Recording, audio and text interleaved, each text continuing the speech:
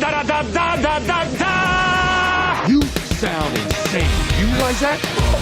Yeah. The whole world gone crazy. Are you serious? Ladies and germs. Yeah. It's showtime. All right, everyone. The wait is over. The Coronas are back in the cooler. Where they belong. We're back to living our lives quarters of miles at a time. And it feels good. Dom and the gang are back on top at the box office. And that, if anything, guys, is a sign of normalcy. Right? Yeah, the universe is healing. That's right. In some way.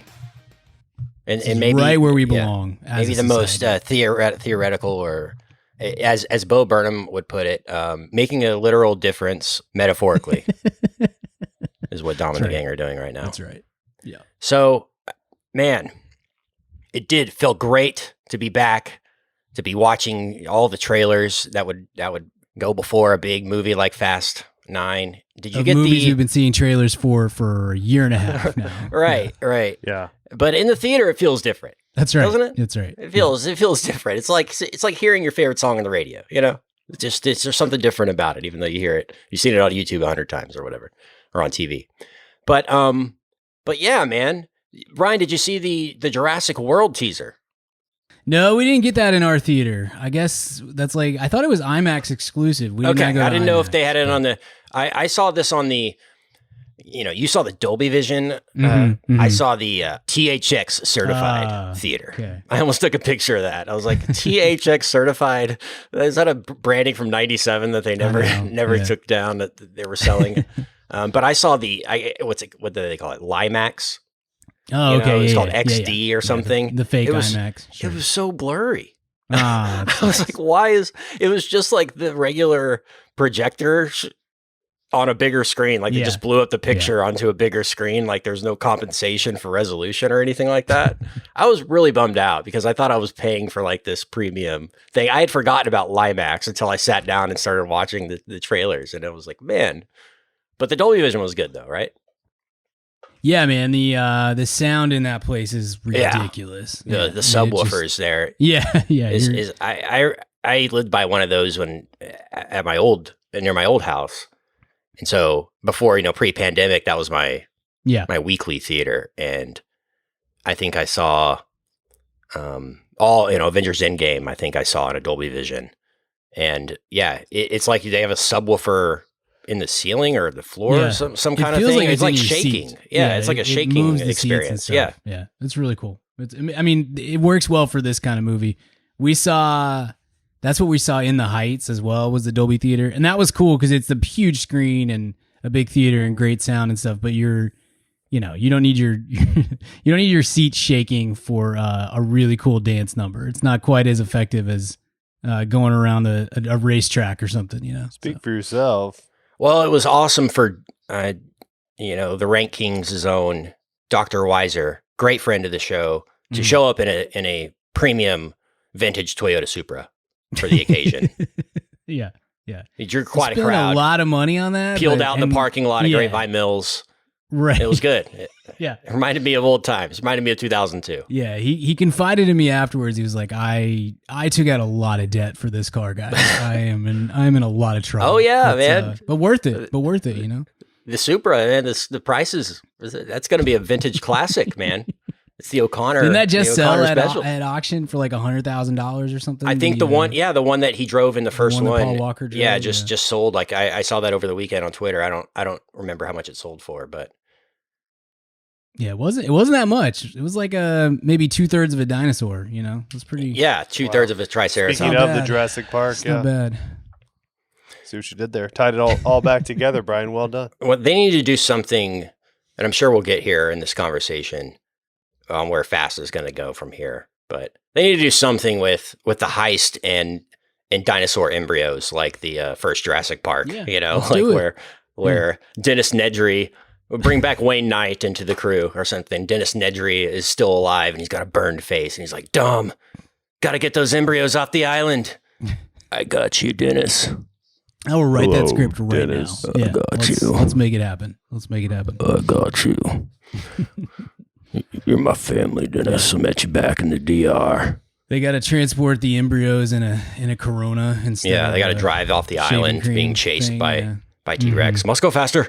Right. Writes itself. Yeah. It does. It really does. Well, it felt wonderful to be back. And as credits started on this F9, I don't know, F9, it just blows my mind that that's officially called F9. Not F9, the Fast and the Furious 9, or anything like that. It's just F9. They've claimed the letter F at this point. That's incredible. It's like Starbucks.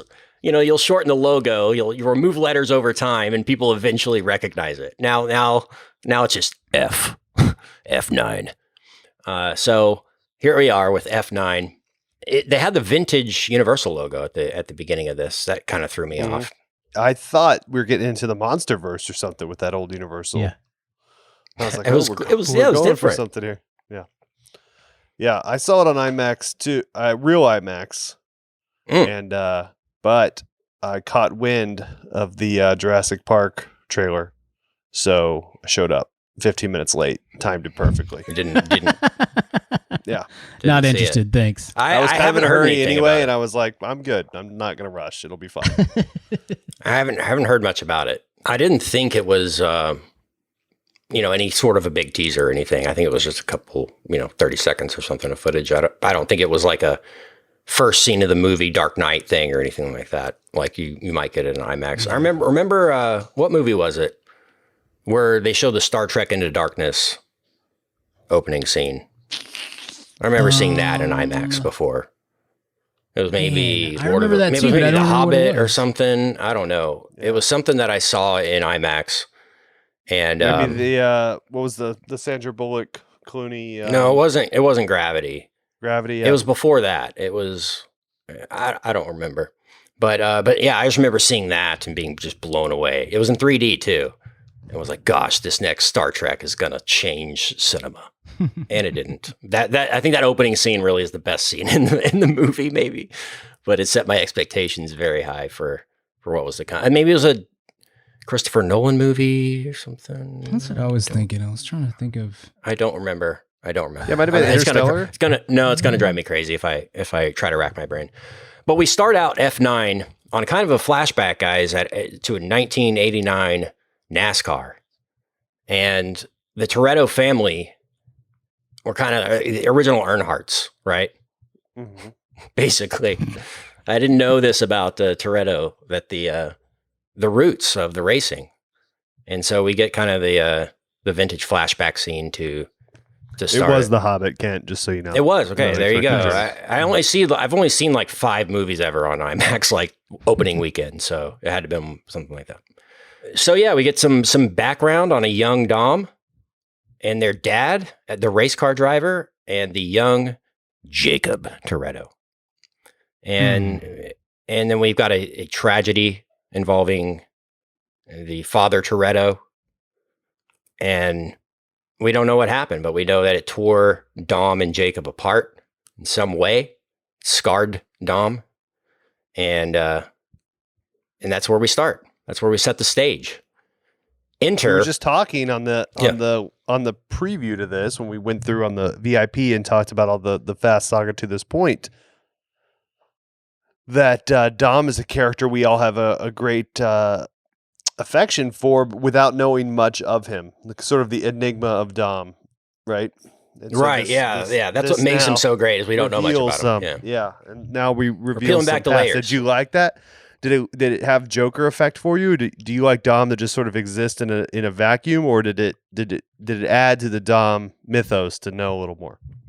Go ahead, Brian. I've got an opinion Yeah. on that, but go ahead. Sure, I liked it. I mean, there's some structure stuff with this movie that I think could have been cleaned up a little bit, and I mean, I've got some nitpicks with the movie overall, but the concept of getting the backstory on Dom and the Toretto gang and whatnot, I was good with that. I thought it was fine.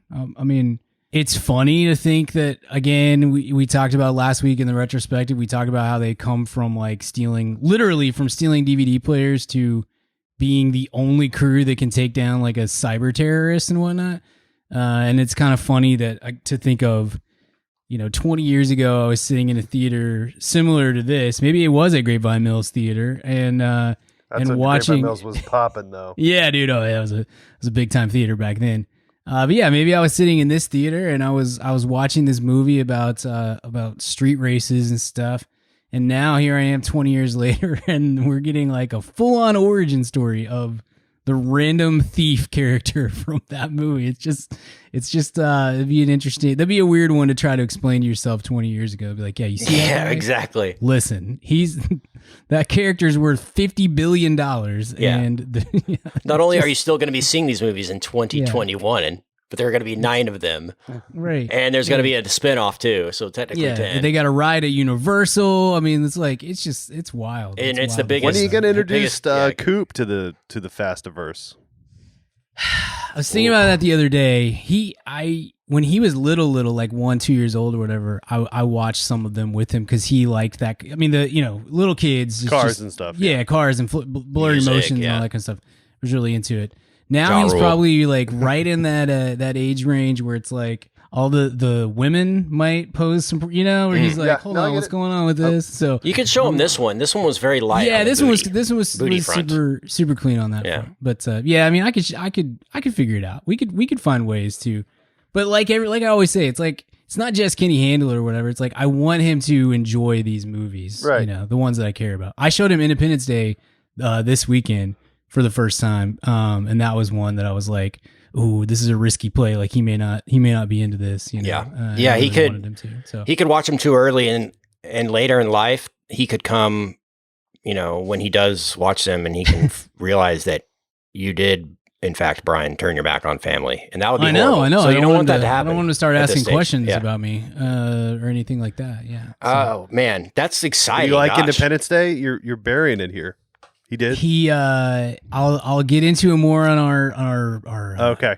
our throwback episode this week. That's a little tease for you if you want to get in on There that. you It's go. madablemoviespodcast.com/VIP. He ended up being a big fan. He was not a huge fan at a point, but we got him there. We got him there. Ooh. So.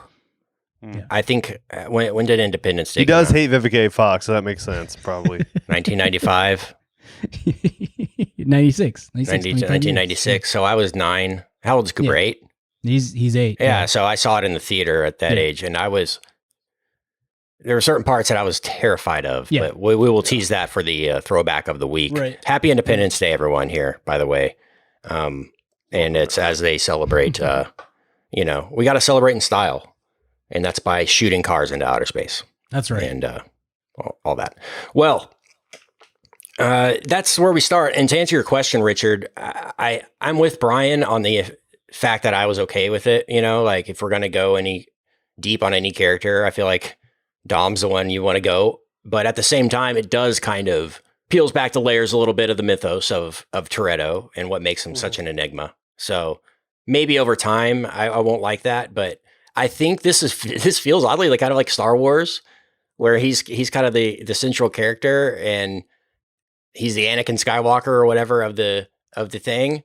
And by the end of this, we're going to know everything about him. I feel like there's a huge arc to Toretto. And his enigma is not essential to his entire success, like Right. it is for something like the Joker, right? But eventually we're gonna find out what makes him tick and things to the fullest extent. And I imagine the last 2 movies here will have the full Toretto arc closed in some capacity with his new brother being, of course, involved now.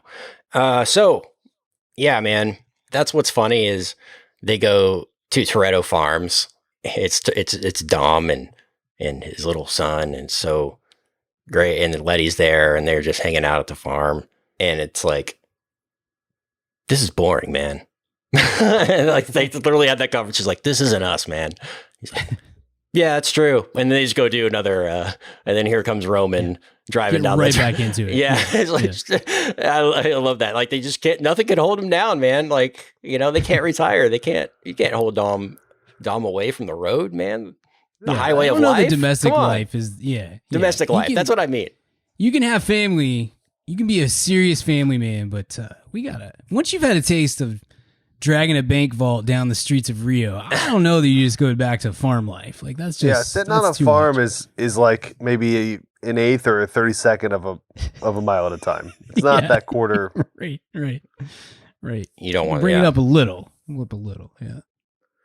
Man, so you start off there with recruiting them back, saying we got trouble, man.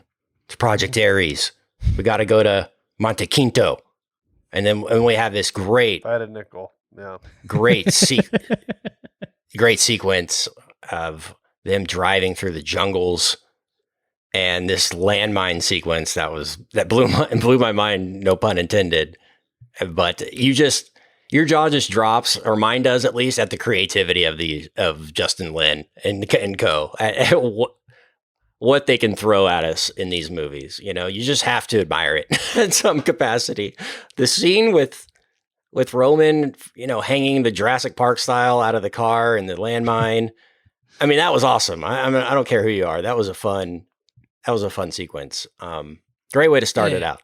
Yeah, that's a good that's like sort of a good appetizer for what's to come, you know? Like that's a solid that's what these movies have gotten to, where it's like, which I'm all here for. Some people maybe aren't, but man, I love this. You're gonna get like 3 ridiculous action set pieces every movie. At least, yeah. The rope bridge, oh my gosh, man. Yeah, rope bridge is really Holy cool. moly. When Dom had what was it, like the grappling hook swing across the rope bridge? Yeah, What was crazy? Oh my I mean, Lord. it's so stupid, but So gosh, I'm dumb. having a good time. Yeah, I mean, that's the whole thing. You're just like sitting there. At least for me, I'm just sitting there laughing and like, oh my gosh, this is so stupid. I'm saying like out loud, this is so stupid and also incredible. Like I'm 100% in on this stuff. It's always a blast. So dumb. And it's just it's done with such a wink to the camera, you know? Oh yeah. I want to talk about that first of all, because I did notice a tone shift in this one, you know, an obvious tone shift. I think it has to do with a few reasons. One, Justin Lin is back in the director's chair. We haven't seen him in a while, so that's different. 2, Chris Morgan didn't write this one. He's written basically, you know, since Fast 5 and on, he's been the main dialogue writer for these. So I feel like he deserves an Oscar at this point for the amount of one-liners that he gave us in that time span between all those characters. It was truly an art. But to remove that element and to have Justin Lin with a different writer doing this, it does have a different flow to it. And so I noticed that. And then you don't have The Rock. You know, I mean, it's just, I felt the absence of The Rock. I'll say that off the start. You feel that extra pop that The Rock kind of adds, you know, in Furious 7, when everyone's just things are going crazy with Dom and the gang. Here comes The Rock. Daddy's got to go to work, flexing out of a cast. You know, it just kind of amplifies everything. Yeah. And I don't think John Cena really amplified much at all. No. You know, he was good, but he didn't amplify it. I think too was a big miss. I mean that tone, they really knocked that out of the park on, you know, from 5 on, really walking that tightrope of being in on it, but just enough where it's not a full self-parody. Yes. This leaned a little more into a little overly self-aware, which you'd rather them correct on that side than be on the self-serious side, right? But still, it wasn't that perfect tightrope that they've been. So Morgan was missed. He's on the Rock side of it, right? He's doing the Hobbs and Shaw scripts. Like there's kind of been a fracture in the family, and I guess he's on the Rock's team. That's why he didn't write this one. I think the Hobbs and Shaw people were kind of forced into their own silo, I guess, from the Vin side of the gang. I don't know. That makes sense. It feels like Hobbs and Shaw has the legs to be its own thing. Spoilers, I don't want to tease, but is that like its own thing for sure, forever? We'll go there, maybe. We'll get there. We'll get there.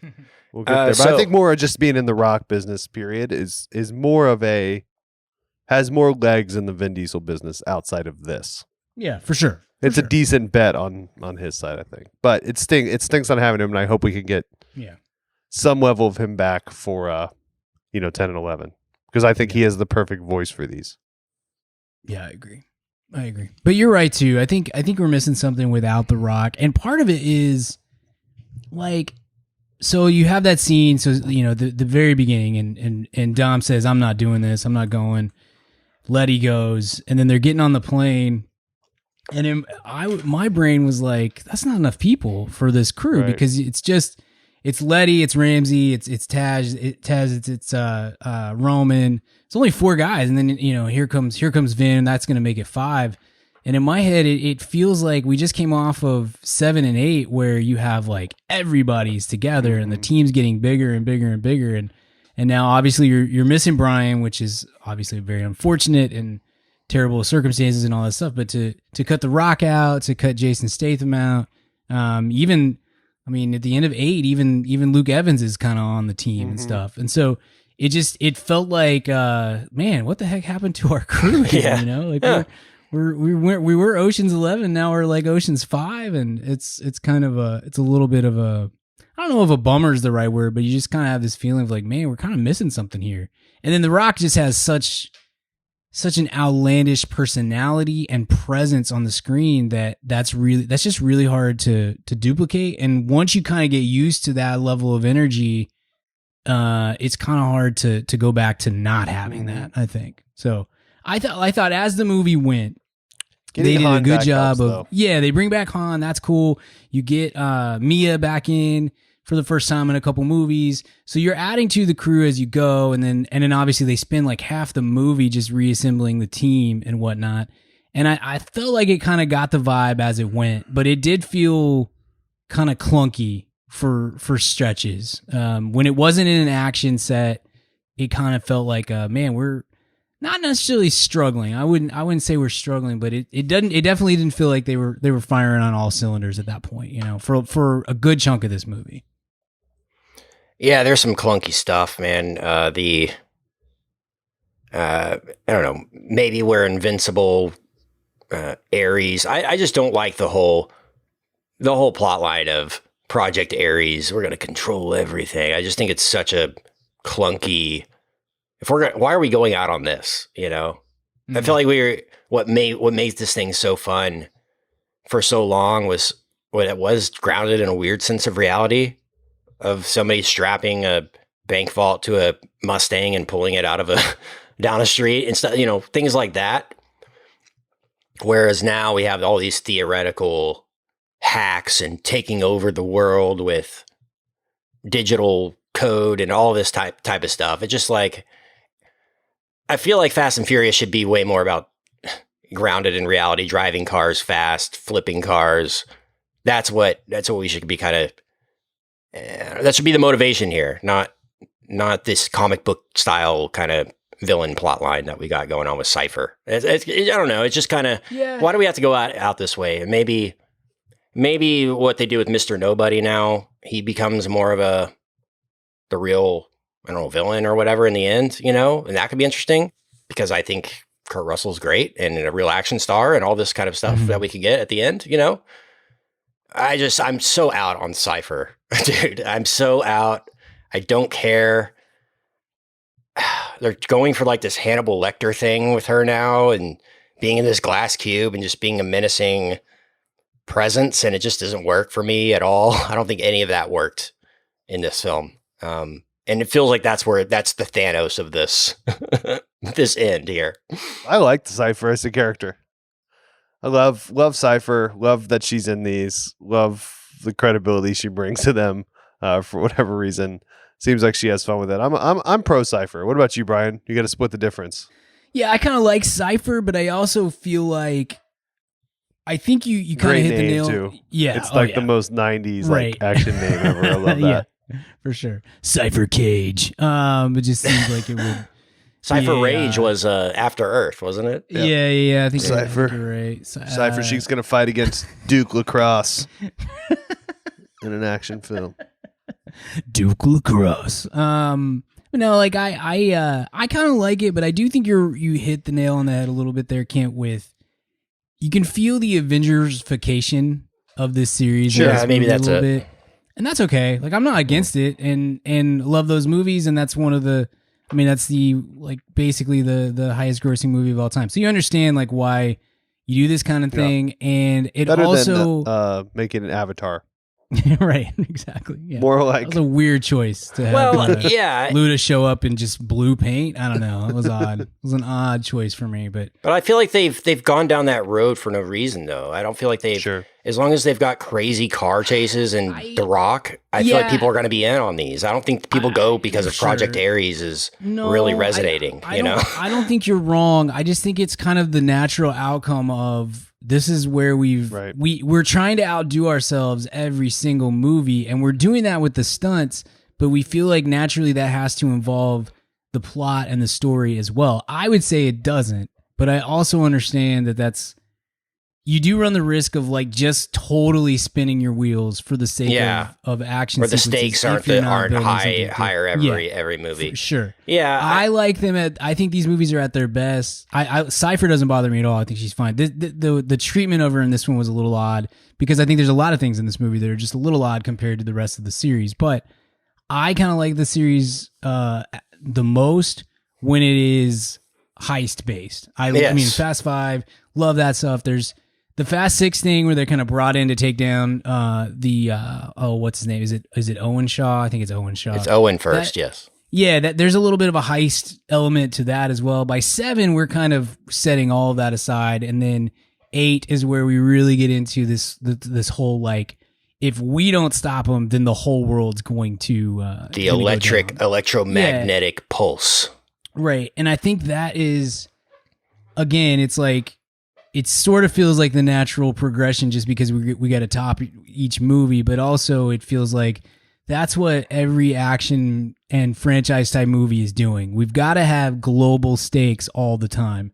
And I kind of prefer this series when the stakes are a little bit lower because it lets the series do the things that I really like the most from it, you know. But again, at the same time, it's like it's hard for me to tell Justin Lin and Vin Diesel and the rest to, stay in your lane, essentially. Just stick to what you know, that kind of thing, because they're giving us ridiculously fun. Too late now. I mean, we're in this far. They're not, the time. Yeah. They're not retconning much. I do want to talk about where we can go, because I have a lot of thoughts on potential directions for this franchise as they're planning ahead here. But there's a lot of callbacks. There's a lot of old characters, returning in this one. First of all, Skinny Boswell, country boy, back. Yeah, he was fun, man. He was fun in this one, though. I feel like they maybe figured out how to use him in an effective way that's not total cringe for me. A little bit better. I don't know if you didn't hear our fast retrospective on the VIP. You don't know. I was not a huge fan of his performance in Tokyo Drift. He's awful in Tokyo Drift. There's just no way around that. You mispronounced perfect, but okay. Yeah. Yeah, I mean, they use him. I mean, I'm not going to sit here and say that I was super excited to see him pop up on screen, plus Lil Bow Wow, who is less Lil now, but it was like, it's fine. Thick it's Bow fine. Wow. But they did a good job with him once he was on screen. He was certainly not certainly less cringe than Tokyo Drift, Like he felt like an actual actor. NCIS New Orleans training, bro. Hey, they call it the CBS school, Yep. It's basically another Tej in this world, another quartermaster or whatever. And this time building a rocket car for him and Roman to go into space, which was, we've got to pull some audio. Some VIP out there has to pull the audio of the first time we mentioned Fast going to space. It had to have been 2013. Like, I'm not even joking you. The first time you guys threw that, like, okay, Dom needs to go to space, guys. Yeah, maybe Fast 6, I would say. I'm serious. Yeah. What year was that? To me, like, that's such a crazy leap. Like, in my mind, I'm like, what? But, like, I see now what you were thinking. Like, no, there's a way you could make this, like, a thing and make it work. And here we freaking are, man. Props to you guys. Export, submarines, for seeing the vision. I didn't see it. Needed more Dom in space, but that's okay. Yeah. Oh, yeah. That's a disappointment. We got 2 more movies. No Toretto in space. Yeah. Oh, man. Yeah. No, man, like you get lots of stuff wrong around here, but I always think it's funny when we have listeners that go back and listen to old episodes where we did movie news and talk about things that tell us things that we were excited about in the past, and I'm always like, ooh, that didn't turn out great. Two things we were right about was the Fast movies, going to space, and like the literal natural progression of that. And MacGruber. You have us to thank for those two things, universe. It's MacGruber and the MacGruber is back and it's a thing again. Yeah, we did. Yeah, we the wheeled that furthering back of in. this series. Yeah. We did. Man, some old school callbacks to the Prodigy soundtrack. Did you hear that little drop in here? Yeah. Oh, yeah. Bringing it that's a little super back to 2000. Man, the Prodigy were so awesome. Yeah. I think they did the entire score to that first movie. I wrote that on my notes here as it was a question. Did the Prodigy do this score? Because I was going to look it up. Yeah. But that was a big part of that racing scene was that type of music, that house music. So that totally makes sense. More than hip hop now. I feel like hip hop is more now, but were they Prodigy or the Prodigy? Prodigy. They were called Prodigy first, and then they had to change it to the Prodigy because of something. I don't know. What did we think of the constant flashbacks to Dom and Jacob's past, though? You know, like we got would have another done that scene all of at the like, front. Would have done that all at the yeah. front. We got it because we flash back here again after we meet some younger characters and kind of establish the stakes. Then we get another flashback of they had a race together, and they finds out the sabotage of the whole car. They say, I think it's 3 or 4 times in the movie they flash back to young Dom. And I wasn't in for that. Like, maybe save that for its own movie. Do a Dom origin story movie called Toretto, where that kid plays Dom serious. Like, give me that as its own thing. Dun-duns on it as well. Yeah, it just gets in the way. It just slopifies this entire movie. Whereas that's what I'm saying. Like, I felt like for so long we had figured out the formula of let's just say one-liners and throw cars off cliffs and all that kind of stuff. And now we've got so much family backstory and emotion. And to me, that just beat me down with this movie. If anything did. I thought that if you put all that in the front, let's say the first 10, 12 minutes is the background, the backstory, the flashback type thing, you do run the risk of having the audience kind of turn off, and be like, this is not really what I came here to do. But I also think the rest of the movie would flow better, and maybe you save like one flashback, like when he finds out or confronts Jacob about him killing his dad or something like that. Maybe there's one more flashback in the movie, but to do it, I don't know, 4 or 5 times, I think kind of messes with a little bit of the structure of the movie. And then when you kind of combine that with there's a solid, I don't know what you guys would say, maybe an hour in the second act. Pretty much the whole second act is hand-to-hand combat and reassembling the team kind of stuff. And then these these flashbacks are kind of mixed in there, and you start to feel like, for me at least, I started to feel like, number one, we're losing a little bit of the vibe of what we're going for typically with one of these movies. Number two, it's starting to feel a little bit like Justin Lin's kind of bummed that he didn't direct the last 2 movies, and so he's trying to a little slide retconned. in. Yeah, he's trying to slide in a few of his things here and there, just like, hey, I wanted to do this in number 7 or whatever, so I'm gonna go ahead and fit that in here. And then the other thing is you get to the end of this movie, and I really like this movie. I'm going to give it a grade. It was ridiculous and stupid and fun and all that sort of stuff. It definitely feels like a placeholder for numbers 10 and 11. Like, you're just like, cool. All right, we got our guy who is going to kind of replace Brian on the team with Jacob. We've reassembled the whole team. We brought back pretty much everybody except Giselle at this point, and maybe we're going to find a way to do that in number 10. I don't know. And now we are ready for our opus. 10 and 11 is going to be like where we really hit hard. And so 9 just kind of feels like, in hindsight, like a bit of an afterthought, a bit of a placeholder chapter. Yeah. F9, man. We might look back and laugh at that was actually why they called it that, because it was. Do you think the people at FX are really checking their copyrights and trademarks for the next one, making sure they own that? Yeah. That's so funny. No, I'm totally with you, man. You know what they could have done with it to maybe wrap up all that stuff in one small thing? Something that's that they've been doing with these more recent ones is Dom has these moments where he basically goes good doctor mode, or he stands like in the street and he like looks around and he can like sense like everything that Tiger happened. vision. Yeah.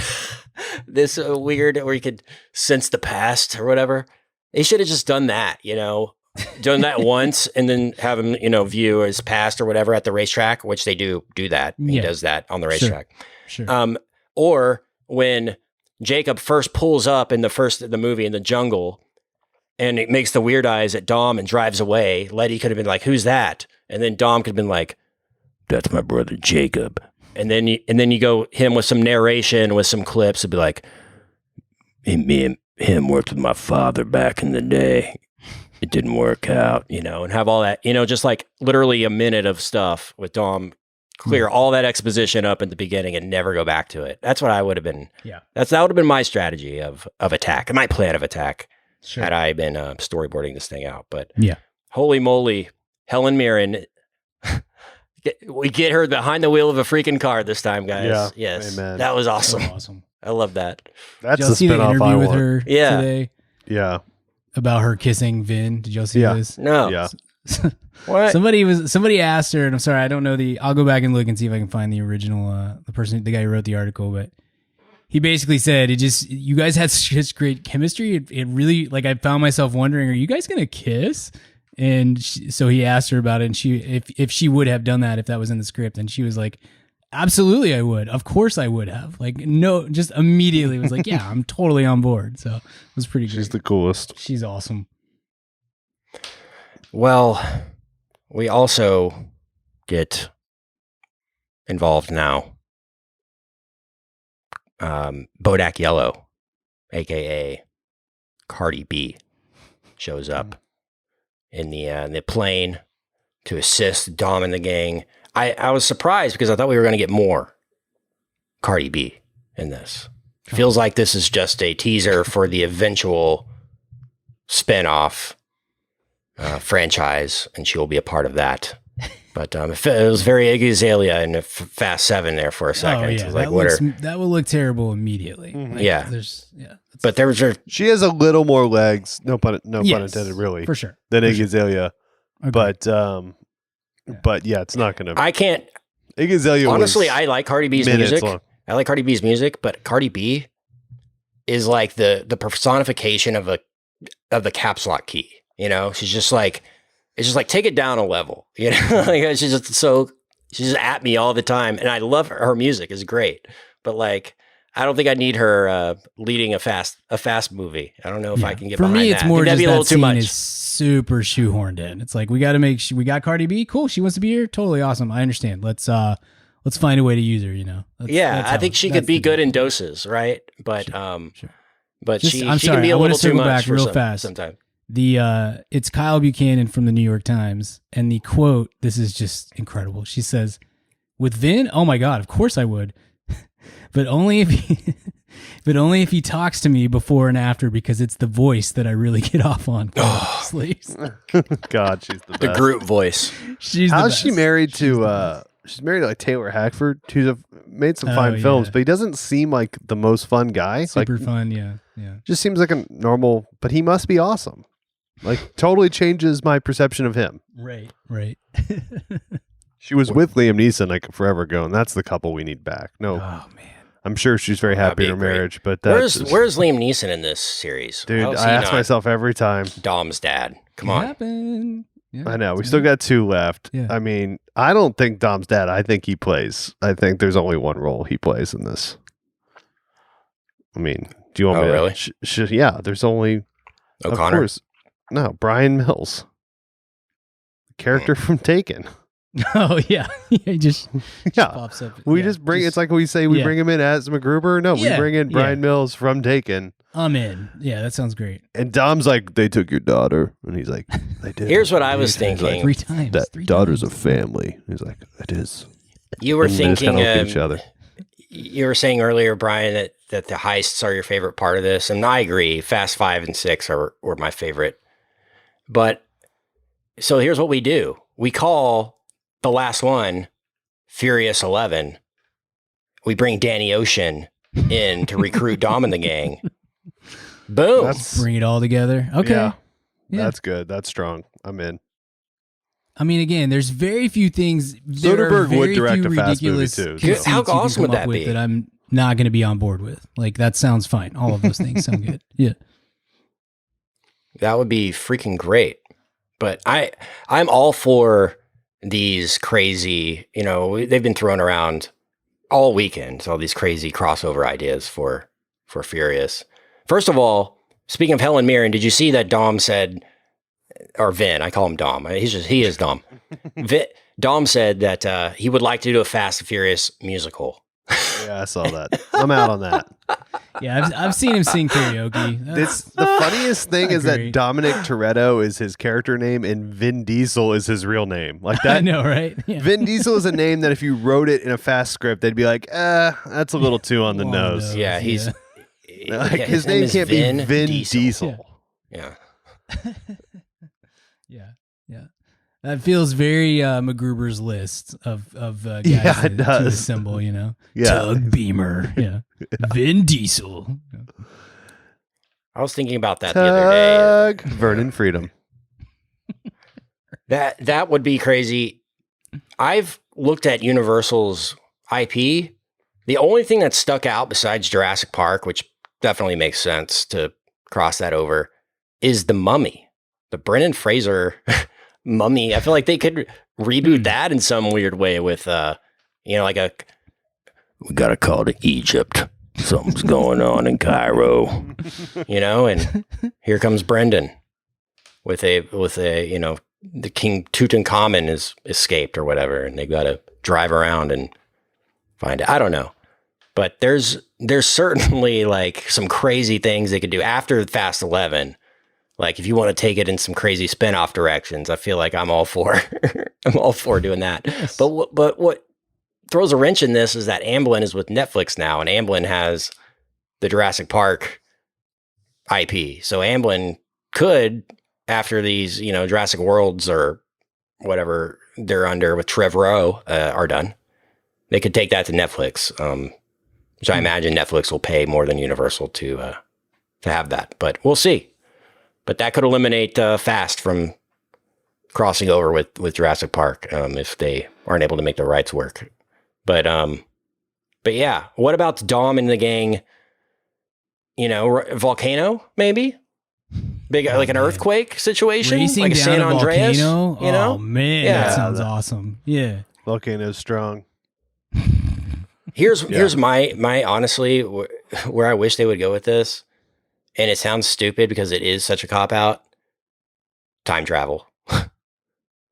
Let's go. Let's get them to time travel back in time. All these different times of places. We can retcon movies and go back to old I want to scenes get of involved movies. in F1. I want it built around a heist built around a big F1 race or like big. Formula One would be Ain't it? awesome too. Yeah. Yeah. I think that's how you end it. You bring it back to the roots with some kind of racing and then some kind of heist around a race. Bring back With- to the roots. We'll go with Race Wars. Yeah, remember true. that was the Yeah. Yeah. You can do that. the main thing for a while.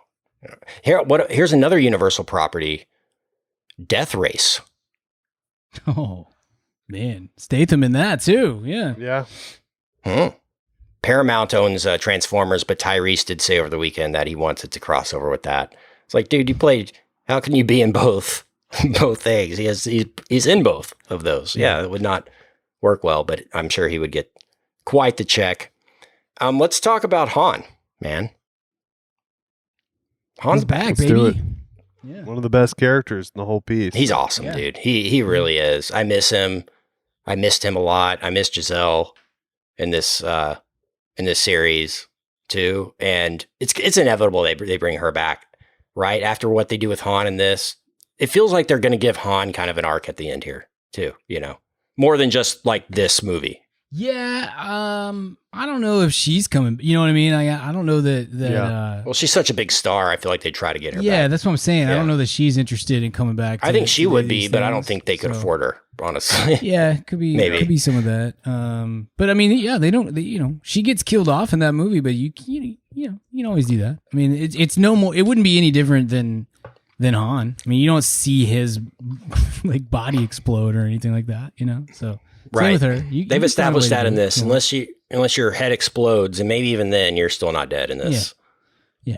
I mean, Because Han's head did explode, kind of. So. Yeah, I mean, they treat it like a superhero. I did not know that Sung King was in this Obi-Wan series. Mm-hmm. That's sweet. Yeah, I learned that today too. That's great. That sounds awesome.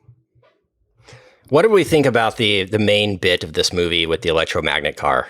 I thought that made for some freaking great visuals, man. Yeah. When they pull the car through the building from the other side of the street was one of the coolest shots I've ever seen in a movie. It's so dumb and so awesome. It was a blast. And it makes no sense. I'm sure there's going to be 9,000 debunking videos or whatever on how that could never happen. And I don't care. It was awesome. Debunk. If you find yourself debunking Fast and Furious, just do yourself a favor and light yourself on fire. Because that's just as stupid. Yeah. Yeah, for sure. Yeah, Neil deGrasse Tyson is really excited to let us know how wrong all this is, I'm sure. But yeah, no, the magnet thing was great. Bringing the car through the building that's top tier stunts in Fast and Furious history. And it's still not the coolest thing they did in the movie, because then the last sequence with the convoy that was, and using all those cars to flip that big old train tank thing or whatever, that was pretty baller. That was pretty great.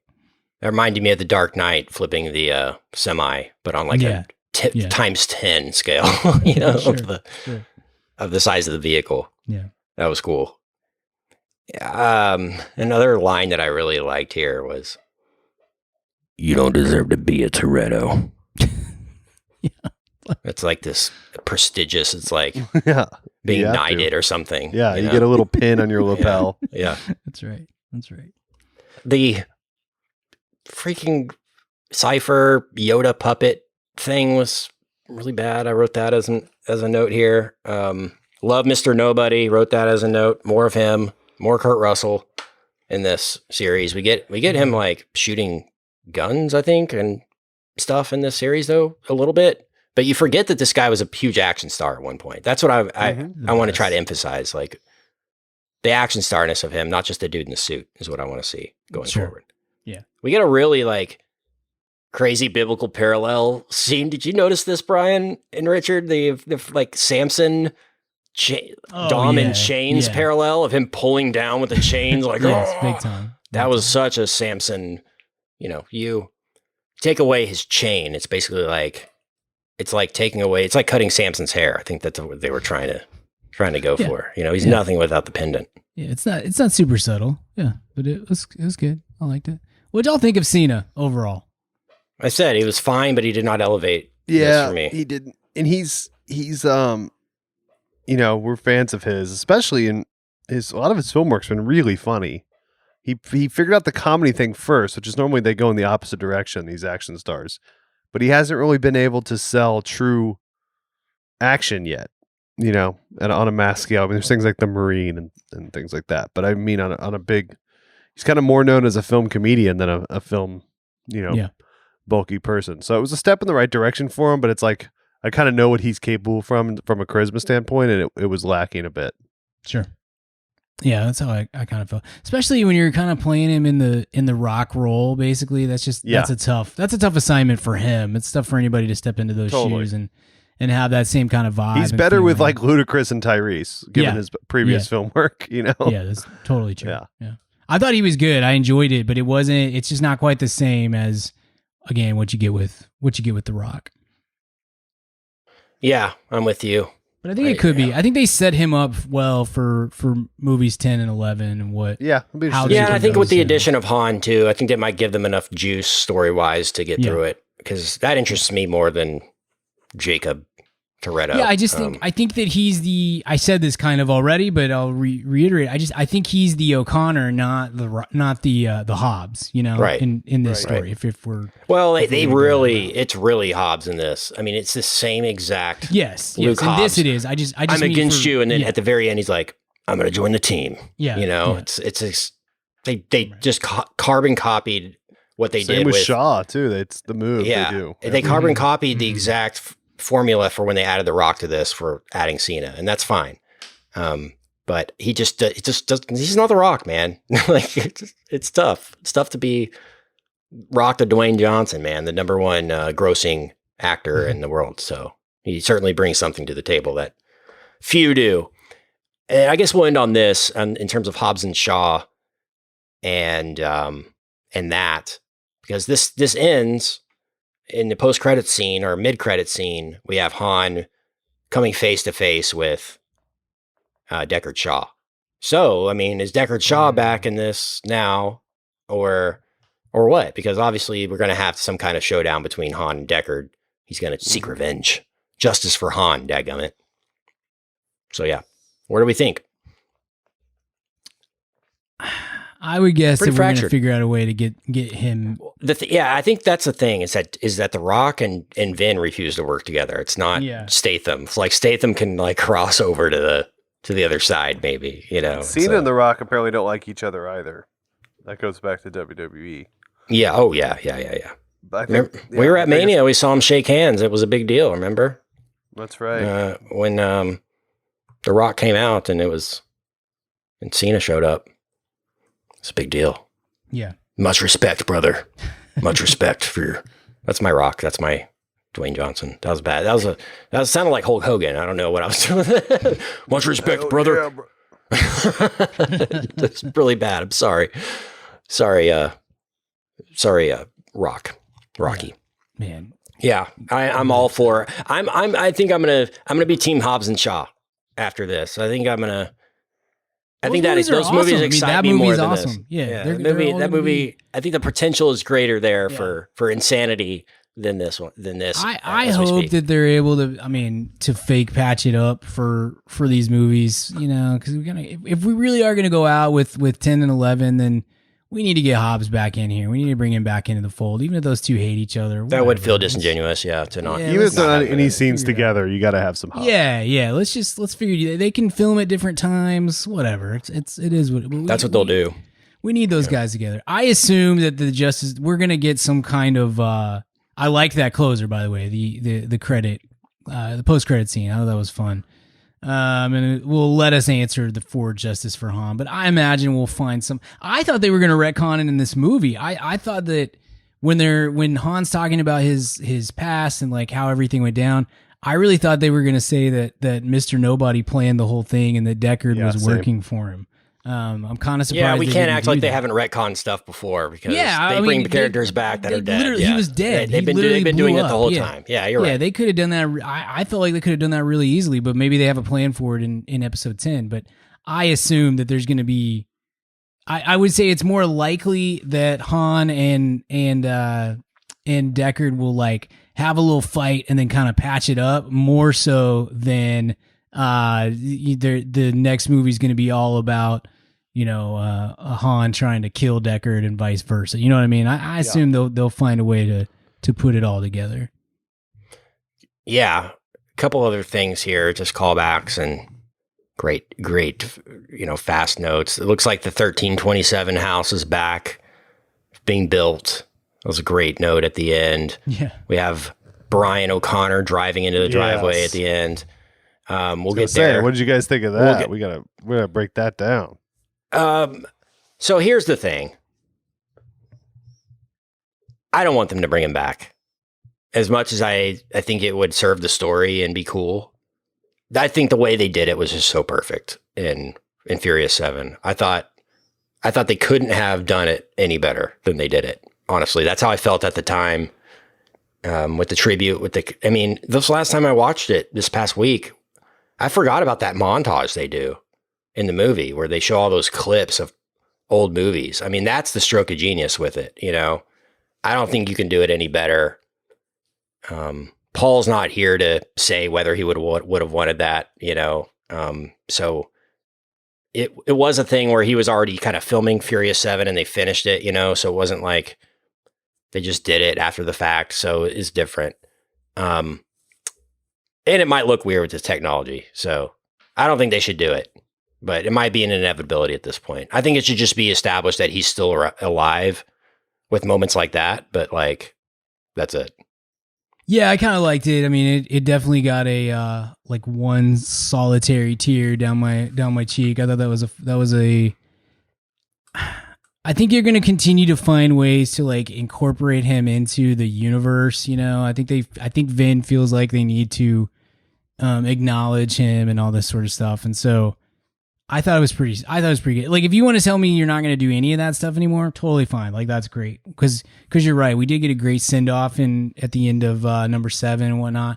So that's totally fine. But I think they're going to keep doing it. So let's do it in respectful ways that kind of fit. So I liked it. I thought that was a pretty cool. That was a great yeah. Great nod to him, and a great, shout out. The last thing you see in the movie was that. So sure. I liked that. I thought that was great. And I also liked the callback of Dom giving away the car, the 10-second car to Jacob in the same way he does to Brian to kind of form that brotherhood. I thought that was a great, reference to the first film and an official welcoming of Jacob into the Toretto family, so to speak. Yeah. As it were. And then, Coronas pop at the end and everybody's happy. So there you go. Amen. The only thing that ends Corona is some fresh Coronas. All right. Where do we rank this one on our personal lists? I went through my Letterboxd earlier and tried to somewhat rank these in my mind after, just right after seeing F9, the Fast Saga. And this one's not very high on the list, guys. I hate to say. Here's what I'll say as we wrap up for grades.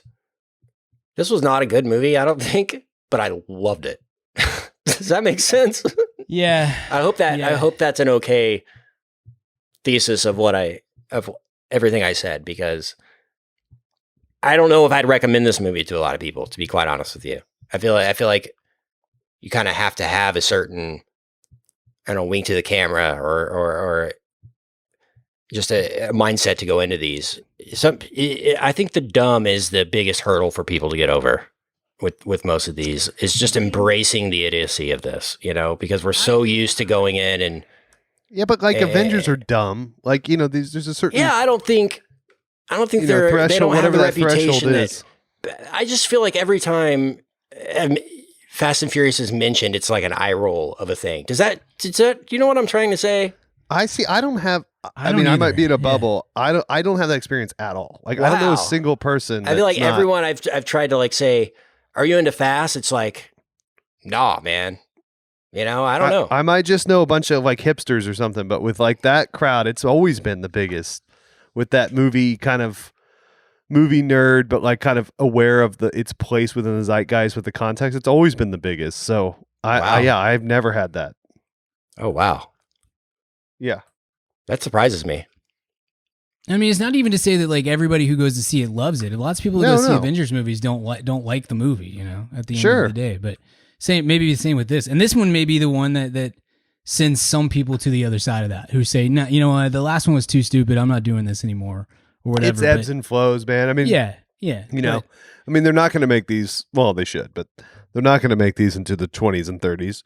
That's a different argument. But yeah, I mean, that's if they were to keep doing this every 2 years with some sort of, there would be 2 good ones and three bad ones. But the good thing about these, the thing you could say about these, the vast difference between late in the series and early in the series is the basement is now much higher. Like, if this is a meh fast movie, it's so much better than Too Fast, Too Furious. Right. The way they've sort of engineered it is, even when they quote unquote kind of miss, it's more fun than most things. Yeah. And they're events. It's an event movie, and that's a good thing for theaters. So I'm hopeful that this helps a lot of theaters. Like, the Alamo near me is not reopening until next week, and I just was like, guys, you're missing a real opportunity. You need to get on this fast money. That's a poor decision. Yeah, that was bad oversight by them. I've ranked this one fourth worst in the series, and I've included Hobbs and Shaw in my ranking here. I would too. But yeah, the ones I have that are worse are Tokyo Drift, Too Fast, and right now I have it slightly ahead of The Fast and the Furious, the original. But that's just because of the cringe nostalgia that didn't hold up and things like that. Jorts. But yeah. Demerits for Jorts. Yeah. It's probably a better movie, but it doesn't hold up right now on my list as much as Fast 9 does. But yeah. I would say it's overall a disappointment, but a great disappointment. It's a disappointment that this wasn't the greatest Fast movie I've ever seen. Sure. Right? But yeah. That's because I feel like everyone now on is going to be my favorite. And the fact that this one isn't is a disappointment. But yeah. Does it dampen you for Fast 10 at all? Fast 10 your seatbelts? I don't know, because like I said, like Brian said, this might just be kind of a prequel, so to speak, to a bigger, setting the stage for bigger events. And then in that case, it's fine because they could bring back a couple characters here and there. Rock shows up, we're all good. Or Statham is involved, and there's enough energy to get us through 2 movies.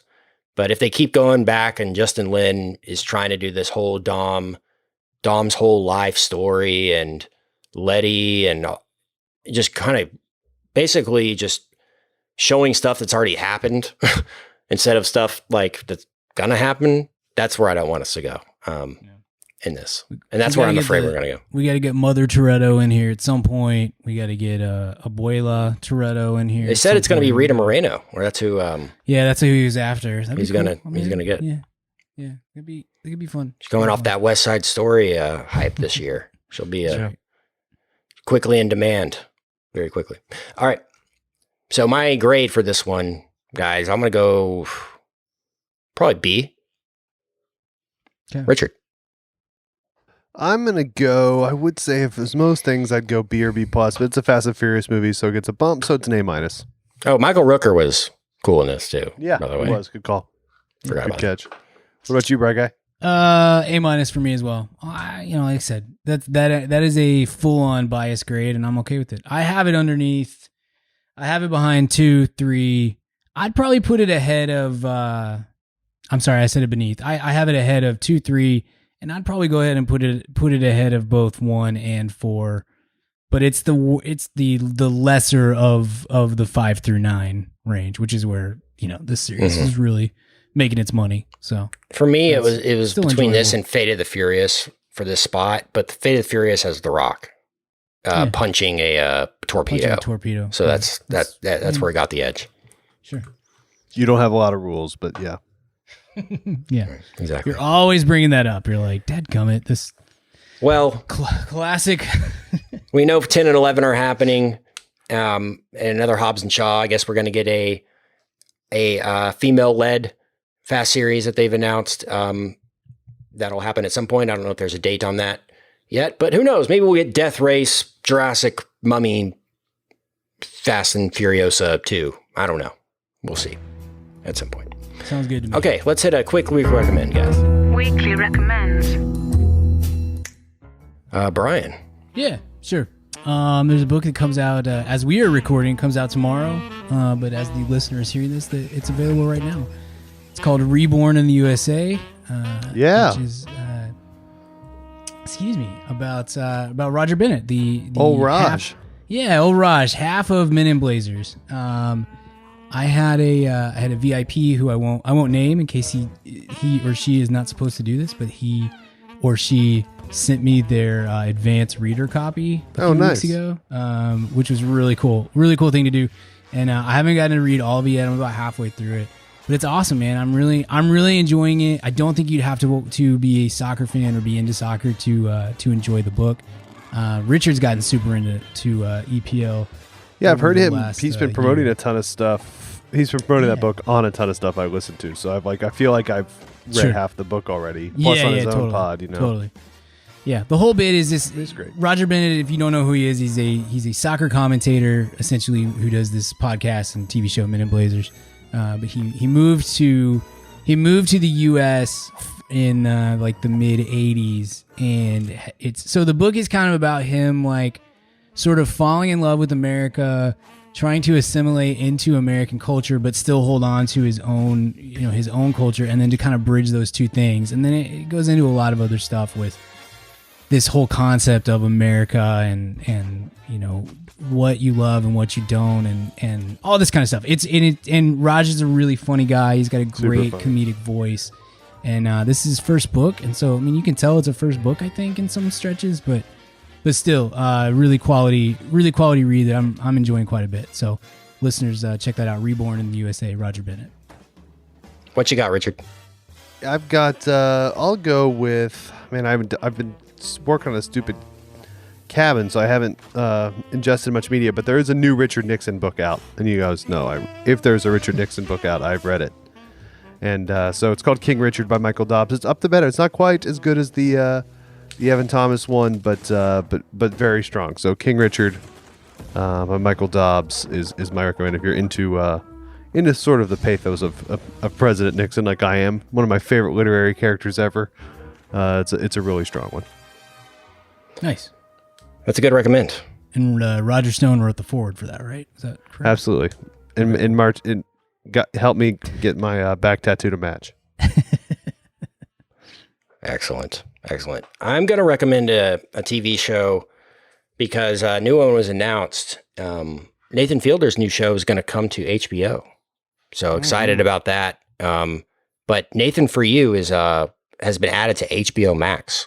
So if you've never seen that, you need to go through that and enjoy the 4 seasons of glorious, iconic, some of the best stunts that have ever been performed in terms of live comedy and Borat style comedy. So go watch that show. It'll change your life. It's incredible, and I am so excited to see where he goes with this new show. It's called The Rehearsal, and it has something to do with people rehearsing things for life, rehearsing their ideal versions of their life. So that's the only premise we know. It's going to be in the vein of Nathan For You, which is basically the premise of Nathan For You is he's a business expert who goes to small businesses around his town and tries to help them grow their business with often crazy and ludicrous ideas. And he spends crazy amounts of money. And that's all you need to know. It's the most insane, awesome show you'll ever see. But get on board with Nathan Fielder and get on board fast because his new show is coming soon and it'll be awesome. So maybe the best thing about watching Nathan For You is that you understand all the memes and jokes that come off of it. Whenever any business has a terrible idea or an awful ad campaign, and you get to see it just put up against a picture of Nathan Fielder or things like that. I mean, and it happens all the time. One of the better bits every time. One of the better, I guess it was a joke, like right at the start of the pandemic when all the masks were sold out, that like this was just a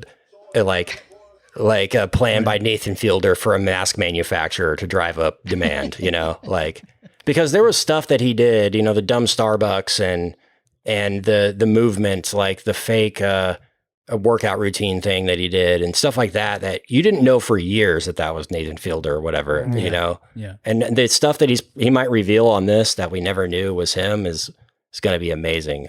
My favorite one, if I'm going to suggest one, which is one of my favorite ones actually, it's called The Anecdote, where he goes on Jimmy Kimmel and he wants to have a funny story.